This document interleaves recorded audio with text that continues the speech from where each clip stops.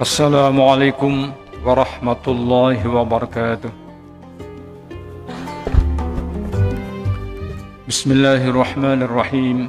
Hamdan wa thana'an wa syukran lillahi rabbil alamin. Salatan wa salaman daimaini mutalazimain ala sayyidil anbiya wal mursalin Sayyidina wa maulana Muhammadin wa ala alihi wa ashabihi ajma'in. Wala hawla wala quwwata illa billahil aliyyil azim. Amma ba'd. Ma'asyiral muslimin, bapak-bapak dan ibu-ibu jamaah salat subuh Masjid Darut Taqwa rahimakumullah. Syukur alhamdulillah, marilah kita panjatkan bersama kehadapan Allah Subhanahu wa taala atas semua rahmat dan nikmat yang Allah berikan pada kita. Allah memberikan pertolongan, ma'unah, petunjuk dan hidayahnya, sehingga pada pagi hari ini kita semuanya dapat mengawali awal kehidupan kita pada hari ini dalam keadaan sehat walafiat. Dan kita awali hidup kita hari ini dengan salat berjamaah, salat subuh berjamaah menghadap Allah Subhanahu wa taala. Persembahan kita yang betul-betul dimuliakan oleh Allah Subhanahu wa taala. Salat subuh yang baru kita lakukan disaksikan oleh dua kelompok malaikat. Malaikat konon dibagi dua sif dalam mengatur alam dunia ini oleh Allah Subhanahu wa taala. Sif malam belum beranjak menghadap Allah Subhanahu wa taala sebelum melaksanakan salat subuh ini. Dan dan malaikat yang bertugas pada sif siang sebelum subuh sudah standby di sini untuk memantau atau mungkin merekam semua aktivitas hamba Allah pagi hari ini. Lebih-lebih di dalam masjid yang kita cintai ini, barangkali ada sudah jauh sebelumnya sudah itikaf, karena kebetulan bertepatan malam hari ini, malam tadi malam adalah malam yang ke-25. Barangkali siapa tahu ibadah kita itu bertepatan dengan turunnya rahmat Lailatul Qadar yang Allah berikan kepada hanya khusus umat Nabi Muhammad sallallahu alaihi wasallam. Mudah-mudahan kita kebahagiaan itu semuanya, amin ya rabbal alamin. Bapak Ibu yang berbahagia rahimakumullah, bersyukur kepada Allah Subhanahu wa taala semakin banyak kita lakukan, semakin meningkatkan kualitas pribadi kita di hadapan Allah. Level kemuliaan kita di hadapan Allah tergantung cara kita bersyukur kepada nikmat Allah Subhanahu wa taala. Semakin banyak kita bersyukur pada Allah, semakin meningkat derajat kita di hadapan Allah. Dan sebaliknya, semakin tidak pernah bersyukur kita pada Allah, semakin minim syukur kita kepada Allah Subhanahu wa taala, maka semakin rendah pula derajat kita di hadapan Allah Subhanahu wa taala. Kemuliaan tergantung cara kita mensyukuri nikmat-nikmat Allah yang sekian luar biasanya ini. Yang luar biasa Allah limpahkan pada kita. Hanya kita jarang mensyukurinya. Hanya kita tidak pernah mensyukurinya. Sangat seringkali kufur nikmat kita. Yang dianggap nikmat oleh sebagian kita hanyalah kalau dapat uang, dapat limpahan materi. Tapi selain itu tidak pernah dianggap sebagai rahmat Allah yang luar biasa. Hari ini kita semuanya sehat walafiat. Nikmat Allah yang tidak terukur dengan uang seperti sebanyak apapun, dengan nilai materi sebesar apapun, sebanyak apapun, melimpah ruahnya kayak apapun. Kesehatan adalah luar biasa yang Allah berikan pada kita. Tapi pernahkah kita hari ini telah mensyukuri nikmat Allah atas sehat yang Allah berikan pada kita? Kalau sudah, alhamdulillah kita semuanya dibimbing oleh Allah Subhanahu wa taala, tergolong kepada hamba-hamba Allah yang betul-betul mensyukuri nikmat Allah Subhanahu wa taala. Betapa luar biasanya Allah memberikan kesehatan kepada kita. Orang yang mau sembuh saja siap, kalau dia punya uang berapapun dia mau membayar. Dan kemanapun dia berobat pasti dia datangi, pasti dia kunjungi, karena ingin sembuh. Padahal kita ini digratiskan oleh Allah, tidak harus pergi ke rumah sakit, bertemu dengan dokter, menebus obat dan semacamnya. Tidak seperti itu. Tapi mengapa Allah berikan kesehatan ini secara gratis buat kita? Mengapa kita tidak bersyukur pada Allah Subhanahu wa taala? Betapa rendahnya kita di hadapan Allah. menurut pandangan Allah Subhanahu wa taala. Ma'asyiral hadirin rahimakumullah. Allah berfirman, la in syakartum la azidannakum wa la in kafartum inna azabi lasyadid. Kalau kalian mau mensyukuri nikmatku, pasti ku tambah nikmat itu, kata Allah Subhanahu wa taala. Akan ku tambah, kau kutingkatkan. Bukan hanya sekedar jumlahnya dan materinya dan kualitasnya, tapi juga Allah memberikan balasan yang luar biasa kepada kita. Kesehatan akan dicukupi oleh Allah Subhanahu wa taala. Semua kebutuhan kita dicukupi oleh Allah Subhanahu wa taala. Tapi kata Allah, wala in kafartum inna azabi lasyadid. Kalau kalian mengingkari nikmatku, kufur nikmat, tidak pernah mengetahui bahwa nikmat Allah sekian luasnya yang Allah berikan pada kita, sekian banyaknya Allah limpahkan pada kita, kamu menjadi kufur nikmat, Allah ngancam dengan azab yang sangat pedih. Inna azabi lasyadid, sungguh siksaku teramat pedih. Barangkali para jamaah kaum muslimin rahimakumullah, kita pernah mengalami galau, padahal uang banyak, tidak sakit, dalam kondisi sehat, semuanya tercukupi, semuanya tersedia. Mengapa hati kita galau? Mengapa hati kita resah, gundah dan gelisah? Kadang-kadang sampai-sampai karena parahnya gelisah itu sampai nggak bisa tidur. Dia untuk tidur sejenak saja atau sesaat saja dia harus mengkonsumsi obat tidur. Betapa tersiksanya dia. Itulah barangkali salah satu tanda orang itu sedang diazab oleh Allah Subhanahu wa taala. Yang diazab bukan fisiknya, tapi adalah rohaniahnya. Dan azab yang paling dahsyat itu kalau Allah limpahkan, kalau Allah berikan, ditujukan kepada rohaniah kita.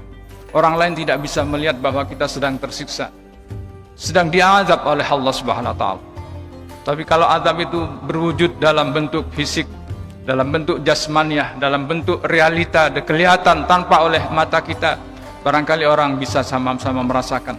Tapi kalau azab itu ditujukan oleh Allah di rohaniah kita, kita sendiri tersiksa, panasnya luar biasa, sakitnya luar biasa, resah, gundah, gelisah, khawatir, ketakutan dan ketakutan. Itu barangkali salah satu bentuk azab yang Allah limpahkan, Allah yang berikan kepada orang yang tidak mau syukur nikmat, tetapi orang itu melakukan kufur nikmat, mengingkari nikmat-nikmat Allah Subhanahu wa taala. Mudah-mudahan dengan renungan di bulan Ramadan ini, kita masuk hari-hari terakhir di bulan Ramadan ini. Bahkan mungkin hari ini tinggal 5 hari lagi kita berpuasa Ramadan, 6 hari lagi kita berpuasa Ramadan. Karena hari ini adalah hari yang ke-25. Kalau puasa Ramadan kita 30 hari, berarti tinggal 6 hari lagi dengan hari ini. Mudah-mudahan di hari-hari di ujung Ramadan ini, kita semakin dekat dengan Allah Subhanahu wa taala, semakin dapat meningkatkan iman dan takwa kita pada Allah. Kualitasnya yang perlu ditingkatkan, kualitasnya yang perlu kita kejar. Kaum muslimin, saudaraku yang mulia rahimakumullah, banyak orang yang terjebak dengan hitung-hitungan pahala. Saya itikaf di masjid, berapa sih pahalanya? Pahala dan pahala yang dihitung.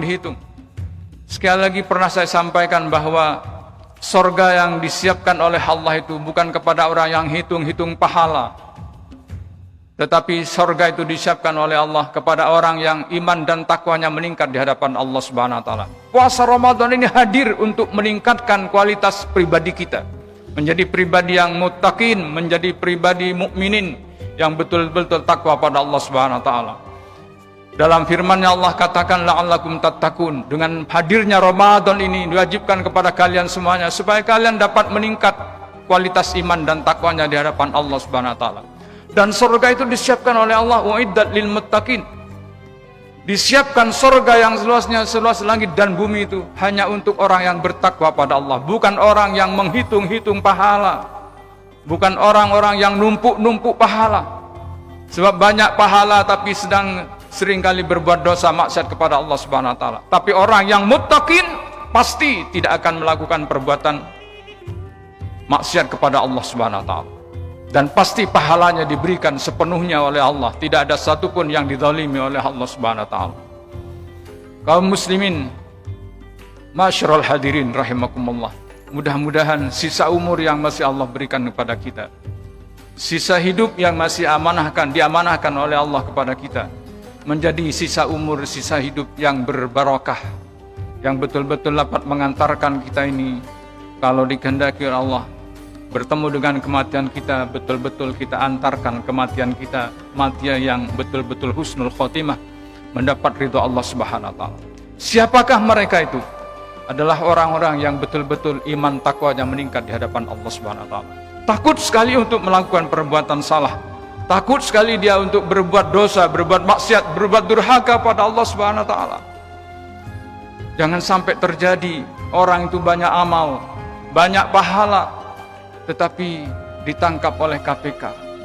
Nauzubillah min dzalik. Kaum muslimin rahimakumullah, di dalam sebuah hadis kata Rasulullah sallallahu alaihi wasallam, "Badiru bil amalis shalih." Bersegeralah kalian semuanya untuk beramal soleh. Lebih-lebih di bulan Ramadan ini, kejar amal soleh. Berbanyaklah ibadah, perbanyaklah ibadah kepada Allah Subhanahu wa taala. Ibadah wajib maupun ibadah sunnah. Utamanya ibadah sunnah, perbanyaklah untuk melakukan ibadah sunnah. Karena wajib itu sudah permanen segitu. Tapi yang sunnah yang perlu dikejar, direbut sebanyak-banyak menghadap Allah Subhanahu wa taala. Karena bakal terjadi satu fitnah, satu keadaan, satu bencana, kata Rasulullah. Pagi hari orang itu masih ditemukan beriman pada Allah. Sore harinya ingkar kepada Allah, kafir kepada Allah Subhanahu wa taala. Pada sore hari masih beriman kepada Allah, pagi harinya ingkar kepada Allah Subhanahu wa taala. Keadaan yang seperti ini digambarkan oleh Rasulullah 14 abad silam, dan hari ini sedang terjadi di tengah-tengah kita. Betapa tidak, pagi hari dia berangkat sholat subuh masih beriman kepada Allah Subhanahu wa taala. Pamit pada istrinya berangkat kerja masih beriman pada Allah Subhanahu wa taala. Tetapi begitu di kantor ada godaan materi sedikit, imannya hilang. Tanda tangannya tanda tangan palsu, merekayasa dan macam-macam. Itu artinya bukan sampai sore hari, siang harinya sudah kufur kepada Allah Subhanahu wa taala, sudah ingkar kepada Allah Subhanahu wa taala. Betapa dahsyatnya. Mengapa terjadi seperti itu, kata Rasulullah SAW, ya bi'adinahu bi'aradim minad dunya. Karena mereka gampang menggadaikan agamanya dengan urusan duniawi, dengan materi, dengan harta benda. Diiming-iming harta, dia mampu, dia siap menandatangani dengan tanda tangan palsu. Dalam arti sesuatu yang tidak sebenarnya, tapi mau ditandatanginya. Karena diiming-iming dengan duit, dengan harta benda. Itulah godaan yang terjadi di akhir zaman, kata Rasulullah SAW. Dan ini tengah-tengah terjadi di dalam kehidupan kita. Orang baik-baik berangkat pagi hari berangkat ke kantornya. Siang harinya bertemu dengan orang-orang yang menggodanya, dengan setan, dengan jin, dengan orang yang durhaka pada Allah. Mereka terseret kepada itu, untuk durhaka pada Allah Subhanahu wa taala. Kaum muslimin wasirul hadirin rahimakumullah. Dalam renungan Ramadan pula, barangkali kita pernah mengalami seperti itu. Segeralah kembali ke jalan Allah Subhanahu wa taala. Jalan satu-satunya tidak lain adalah kembali pada Allah, taubat dengan taubatan nasuha. Karena bulan Ramadan ini khususnya dikenal dengan bulan taubat, taubatan nasuha, taubat yang semurni-murninya menghadap pada Allah Subhanahu wa taala, dan antarkan diri kita ini menangis, munajat di hadapan Allah untuk minta ampun, mohon maghfirah dari Allah Subhanahu wa taala. Sebesar apapun kesalahan kita para jamaah, seberat apapun kesalahan kita para jamaah pada Allah Subhanahu wa taala, kalau kita mau bersimpuh, mau munajat di hadapan Allah, menangis dengan tangisan taubat kita dengan setulus-tulusnya, sebesar apapun dosa itu, Allah akan ampuni. Allah akan membuka pintu taubat selebar-lebarnya. Bulan Ramadan adalah bulan taubat.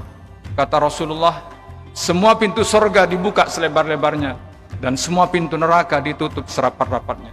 Mudah-mudahan kita tergolong kepada hamba Allah yang mau kembali ke jalan Allah Subhanahu wa taala. Dan kita nanti keluar dari bulan Ramadan betul-betul suci dari segala macam noda dan dosa. Amin Allahumma. Demikian yang dapat kami haturkan, kurang lebihnya mohon maaf. Billahi taufik wal hidayah. Wassalamualaikum warahmatullahi wabarakatuh.